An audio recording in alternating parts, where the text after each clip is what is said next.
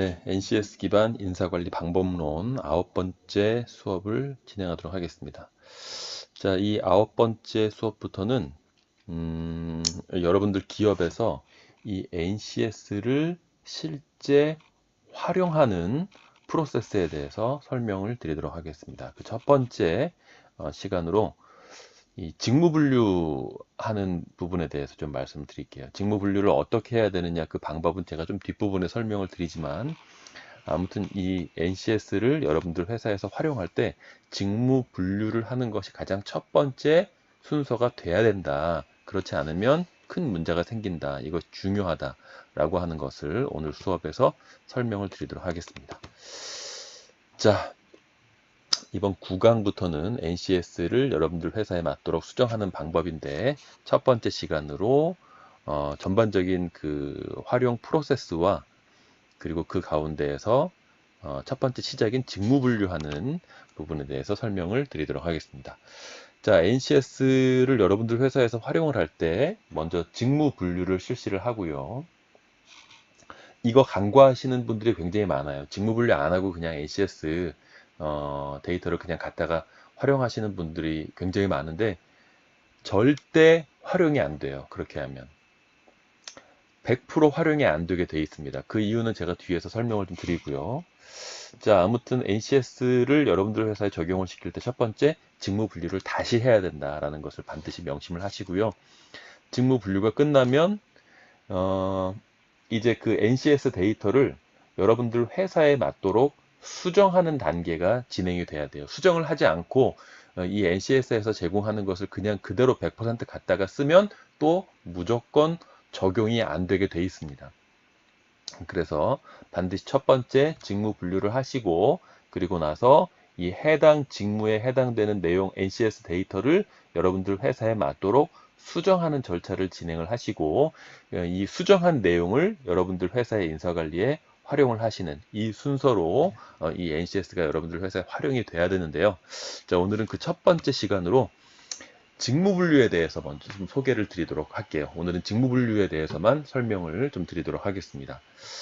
자, 직무분류 한다는 것은 뭐냐면 어떤 팀에 어떤 직무들이 있다라고 분류를 해야 하고, 그리고 이 직무를 담당하는 직원은 누구누군지, 이 직무를 담당하고 있는 사람은 누구누군지, 이 직무에 해당되는 사람들은 누구누군지를 정확하게 연결시키는 작업을 하는 게 직무 분류예요. 그냥 이 팀에는 어떤 직무 있다. 이것까지만 정리를 하게 되면 나중에 문제가 생깁니다. 정확하게 이 직무에 해당되는 평가표를 누구가 적용받고, 이 직무에 해당되는 평가표를 누가 적용받고, 이게 정확하게 매치가 돼야 돼요. 이 직무에 해당되는 직무기술서에는 누구와 누구가 적용을 받는지, 이 사람까지 정확하게 매치를 시켜놔야 나중에 이 사람을 평가할 때 어떤 직무의 평가표를 가지고 평가를 해야 되는지, 이 사람을 채용할 때 어떤 직무에 해당되는 채용 배치 승진 체크리스트를 가지고 채용 절차를 진행해야 되는지, 이게 정확하게 매치가 될 수 있어요. 그러니까 반드시 어떤 팀에 어떤 직무로 분류를 하고 이 직무에 해당되는 사람은 누구인지까지 여러분들이 정확하게 분류를 하셔야 됩니다. 이걸 직무 분류라고 이야기를 하고요. 자, 이 직무 분류를 제대로 안 했을 때 발생되는 문제점이 있어요. 이 직무 분류를 제대로 안 했을 때 굉장히 치명적인 문제가 생길 수 있습니다. 자, 어떤 직원이 있어요. 이 직원을 여러분들 회사에서는 인사 담당자라고 불러요. 예를 들어서 어떤 직원이 있는데 여러분들은 그냥 의뢰, 이 사람을 인사 담당자라고 부릅니다. 자, 이 사람이 수행하는 일들을 이 NCS 능력 단위에서 골라서 적어 보니까 이 인사 담당자라고 불리우는 사람은 이런 종류의 일들을 하고 있습니다. 그리고 각각의 업무 비중은 이 정도예요. 각각의 업무 비중은. 자, 그런데 이 사람을 우리가 인사 담당자라고 부르니까 당연히 NCS 데이터를 가지고 올 때 NCS의 인사 직무에 해당되는 데이터들을 가지고 이 직원을 관리하겠죠. 평가하고 뭐 이 직원이 퇴사했을 때 이 자리를 채용할 때는 이 인사직무에 해당되는 채용 배치, 승진 체크리스트를 가지고 새로 채용될 사람들을 평가하고 뭐 이런 절차들을 진행하겠죠. 자, 그래서 이 인사직무, NCS의 인사직무의 능력 단위를 보니까요.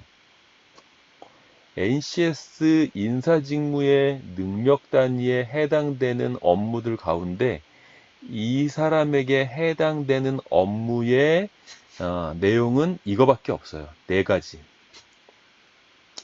교육훈련 운영, 급여 지급, 퇴직 업무 지원, 인사 아웃소싱. 이 4가지만 중복이 되고요. 뭐 인사기획, 직무관리, 인력 채용, 인력 이동 관리, 인사평가, 핵심제 관리 없어요. 이 사람은 이런 일들을 하지 않아요. 그래서 이 4개에 해당되는 이 NCS 인사직무에 해당되는 업무는 4개밖에 없는데 이 4개의 업무량을 살펴보니까 총 30%밖에 되지 않아요. 그러니까 이 여러분들 회사의 그 어떤 회사에 인사 담당자라고 불리우는 이 사람이 실제 인사 관리와 관련된 업무를 수행하는 비중은 30%밖에 안 된다. 70%는 인사와 관련이 없는 업무를 하고 있다는 거예요. 그렇다면 이 사람을 우리가 인사 담당자로 부를 수 있을까요? 30%밖에 안 하는데 인사 업무를. 자, 그래서 NCS의 총무 직무의 능력 단위를 보니까 총 6개의 업무가 총무 직무의 NCS에 해당이 돼요. 업무 비중으로는 70%. 자, 그렇다면 만약에 이 사람을 인사 담당자라고 불러야 될 것이냐, 총무 담당자라고 불러야 될 것이냐, 그러면 70대 30이기 때문에 총무 쪽에 더 가까워요. 총무 쪽에 더 가까워요. 그래서 실질적으로는 이 사람을 어떤 직무로 분류를 해야 될 것이냐, 이 사람을 어떤 직무 담당자라고 우리가 명명을 해야 될 것이냐, 이것은 NCS의 인사와 총무를 통합해서 새로운 직무명을 부여를 하는 것이 좋습니다. 예를 들어 경영관리라던가 인사 플러스 총무, 이 사람은 인사와 총무 업무를 2개를 다 하잖아요. 그러니까 뭐 경영관리라던가 이런 명칭으로 새로운 직무를 만들어 주시는 것이 바람직하다는 거예요. 자, 이렇게 두 직무를 통합해서 인사 총무, 인사와 총무 직무 2개의 직무를 통합해서 뭐 인사 총무로 부르건 아니면 경영관리로 부르건, 자, 이렇게 새로운 직무를 만들어주지 않고 그냥 인사 직무로만 만약에 이 사람을 분류하게 되면 어떤 문제가 발생이 될 수 있느냐. 자, 이전에 그 분류 체계와 NCS에서 제공하는 여러 가지 인사관리 문서를 다룰 때 배우셨지만, 이 능력 단위 요소, 수행 준거, 지식기술 태도, 이 흐름으로 구성이 되어 있는 NCS 분류 체계의 이 내용들이 NCS 활용 패키지 문서에 그대로 녹아 들어가잖아요. 자, 이게 무슨 얘기인지 모르시는 분들은 반드시 앞에 있는 분류 체계와 NCS에서 제공하는 인사관리 문서에 대해서 수업을 꼭 들으시기 바랍니다. 앞 챕터로 넘어가셔서. 자, 그런데 만약에 이 사람을 그냥 인사 직무로만 인사 직무에 해당되는 데이터만 가지고 와서 이 사람에게 적용을 시키는 거예요. 그럼 어떤 문제가 벌어지느냐? 자, 이 NCS 인사 직무의 평생 경력 개발 체계도부터 능력 단위별 출제 기준에는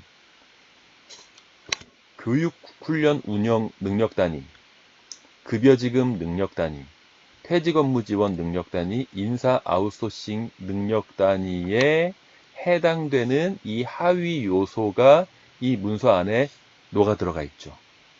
자, 그러니까 이 친구가 지금 담당하고 있는 이 4개의 업무에 해당되는 내용들은 이 활용 패키지 안에 들어가 있는데, 이 하늘색으로 표시된 이 업무들에 해당되는 내용들이 여기 들어가 있어요? 안 들어가 있어요? 안 들어가 있잖아요. 이 내용들은 여기에 포함이 안 되어 있잖아요. 그래서 뭐 예를 들어서 이 직무를 수행하는 사람이, 이 친구가 현재 자기 일을 잘하고 있는지 자가 진단하는 그 도구를 가지고 와서 자기 스스로 평가를 하는 거예요. 자가진단 도구를. 그러면 이 자가진단 도구에는 이 내용들은 들어가 있죠. 그러니까 이 친구의 업무 중에 이 내용들은 들어가 있는데 이 인사직무의 자가진단 도구에는 70%에 해당되는 이 내용들 들어가 있어요? 안 들어가 있어요? 안 들어가 있잖아요. 그러니까 자가진단을 하더라도 70%를 놓친 상태에서 자가진단을 할 수밖에 없다는 거예요. 30%밖에 30% 업무밖에 자가진단을 할 수가 없다는 거죠. 그런 문제가 발생이 돼요. 그래서 이 인사 직무에 해당되는 활용 패키지와 총무 직무에 해당되는 활용 패키지를 섞어서, 그러니까 인사 직무의 능력 단위 중에서 이 내용들은 빼고, 이 활용 패키지에 있는 이 내용들은 빼고 총무 직무에서 또 이 내용들만 발췌를 해서 이 활용 패키지를 별도로 만들어야 되겠죠. 자, 이렇게 반드시 두 직무를 통합해서 새로운 직무를 설정해서 우리가 그 활용 패키지를 활용을 하셔야 된다, 사용을 하셔야 된다라고 하는 부분을 반드시 명심하시기 바랍니다. 자, 이렇게 직무 분류를 끝내게 되면 그 다음 단계는 그렇게 활용 패키지를 새로 만들었잖아요. 두 개의 직무를 섞어서 활용 패키지를 새로 만들었는데 그 가운데에서 뺄 것들은 빼주고, 조금 전에 이 인사 쪽에서 이 내용들은 이 친구가 안 하잖아요. 그러니까 이 활용 패키지에 들어가 있는 내용들 중에서 이것들과 관련돼 있는 것들은 다 빼주고, 총무 직무에서도 이 파란색에 해당되는 것들만 발췌를 해서 만들어주는 수정 작업을 진행을 해야 된다는 거예요. 자, 이 NCS를 회사에 맞도록 수정하는 방법은 다음 시간에 설명을 드리도록 하겠습니다.